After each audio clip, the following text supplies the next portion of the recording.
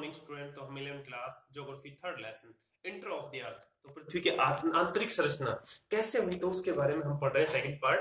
तो indirect source पढ़ेंगे हम। इनडायरेक्ट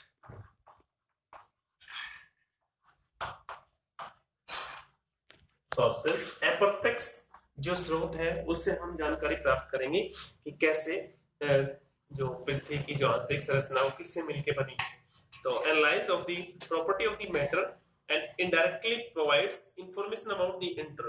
तो हमारे पास जो भी सूचना है, जो हम इनडायरेक्ट अप्रत्यक्ष जो सबूत है, we now through the mining activity that temperature and pressure increase. जैसे हमारे पास जो खनन जो गतिविधियां है, तो उसमें जितनी डीपली हम जाएंगे तो तापमान और दबाव बढ़ता जाएगा। Increasing distance for the surface towards, yes, surface से भी ज्यादा इंक्रीज होता जाएगा। And enter of the deeper depth, वो बहुत ही गहराई में जाएंगे। तो more it is the also known as the density of the material also increase the depth, yes, का घनत्व भी बढ़ेगा। डेंसिटी ऑफ द मटेरियल, पदार्थों का घनत्व भी बढ़ेगा।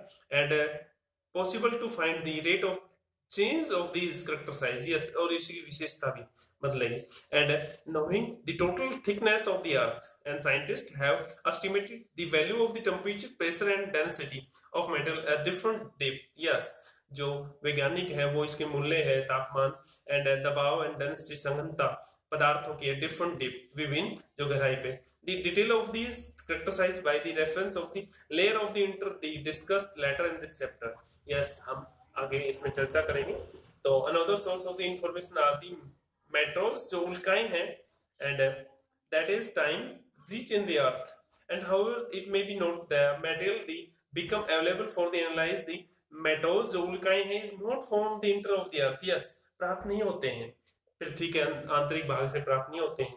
the metal and the structure observed in the metals and similar on that of the earth, yes, जो पदार्थ है एंड स्ट्रक्चर अधिसंरचना है ओबेन दिस मेटल जो उल्काएं हैं समानांतर है of the earth, and they are solid body जो ठोस पिंड है develop out of the metal and similar and our planet, yes, जो इसके समानांतर है हमारे प्लैनेट के। And hence they become of the yet another source of the information about the enter of the earth, and the other indirect source include the gravitation जो गुरुत्वाकर्षण है, and magnetite जो चुंबकीय जो गुण है फील्ड, and seismic activity जो भूकंप गतिविधि है। the gravitation force G जो is not the same at the different latitude on the surface, yes, तो एक जैसा नहीं रहता है, अक्षांश पे जो सरफेस है उस पे अलग अलग उसमें होता है रेंज में। तो it is greater near the pole, जो पोल से जो है वहां पे अधिक होता है, less at the equator, equator पे लेस कम होता है, क्यों, नजदीक हो गया ना, तो वहां ज्यादा महसूस होगा। This is the because of the distance from the centre, yes, और केंद्र से दूरी होगी at the equator greater than that is pole, yes, pole से दूर होगी जो विषुवत रेखा है।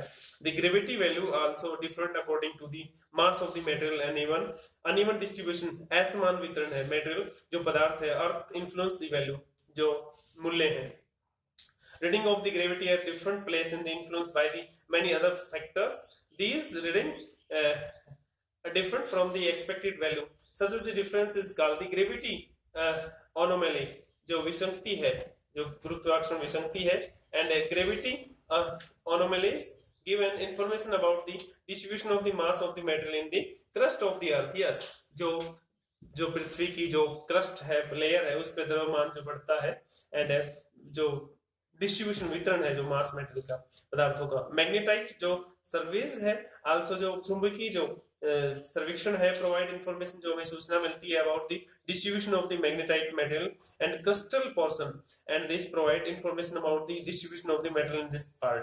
Seismic activity is one of the most जो भूकंपीय गतिविधियां हैं, most important source of the information, जो बहुत ही महत्वपूर्ण जो स्रोत है सूचना का about in the inter of the earth, जो आंतरिक संरचना पृथ्वी की। And the we shall discuss in this some detail, yes, कुछ एक हम इसके बारे में चर्चा करेंगे अर्थ के। तो हम बात करते हैं नेक्स्ट जो टॉपिक हमारा अर्थ भूकंप कैसे आता है। तो study of the seismic waves provide a complete picture of the layers in the earthquake in the simple word is sinking of the earth, yes, and it is the natural events, यह एक प्राकृतिक घटना है। तो it is caused due to the release of the energy, जैसे ही energy release होती है एंड जनरेट वेव्स, जैसे ही जनरेट तरंगे जो चलती है, travel in the all direction, सभी दिशाओं में जो भूकंप में तरंगे जाती, तो नजदीक जहां पे इंसिडेंट होता है वहां ज्यादा महसूस होता है, जो फोकस उद्गम केंद्र है, और जैसे ही दूर जाएंगे तो बहुत धीमी होती जाएगी। तो why does the earth shake, तो ये कंपन कैसे होती है, अभी तो देखते हैं। द रिलीज ऑफ एनर्जी, जैसे ही ऊर्जा जो रिलीज होती है, ओकर अलोंग द फ्लूइड, यस, जो भ्रंश है, and a fault is a सांस break in the crustal rocks, yes, जो भूपर्पटी जो चट्टाने हैं उनमें कैसे rock along the fault tend to the move in the opposite direction, yes, और जो मूव करती है अपोजिट विरोध की दिशाओं में, एज ए उल्टी दिशाओं में, एंड और laying rock strata press them and friction lock them together, और साथ अपने मतलब घर्षण लेके चलती है, and however their tendency to move apart at the some point of the time overcome the frictions as a result of the block get deformed and internally they slides part one another abruptly, यह सरक सकती है विपरीत दिशा में, मतलब काफी कई चीजें जो काफी अगर तेज है अर्थ के भूकंप, तो सिस्मोग्राफी जो हम मेजरमेंट करते हैं तो काफी नुकसान होता है, डैमेज होता है। This cause of the lies of energy waves travel all direction, सभी दिशाओं में जाती है।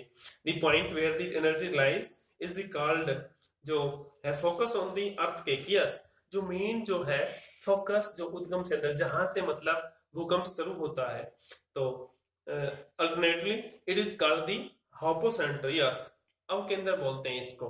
तो the energy waves travelling in different direction reach of the surface, yes, धरती से जो आती विभिन्न दिशाओं में जाती है, point of the surface nearest to the focus, yes, उद्गम केंद्र के नजदीक होती है, कॉल्ड एपिसेंटर, उसको अधिकेंद्र बोलते हैं। It is first one of the experience the waves, जो जहां से स्टार्ट हुई है, मतलब तरंगे waves, it is a point directly about the focus, yes, और सीधा ही प्रत्यक्ष रूप से जो उद्गम स्थान से स्टार्ट होते। तो थैंक यू, आज के टॉपिक बस इतना ही।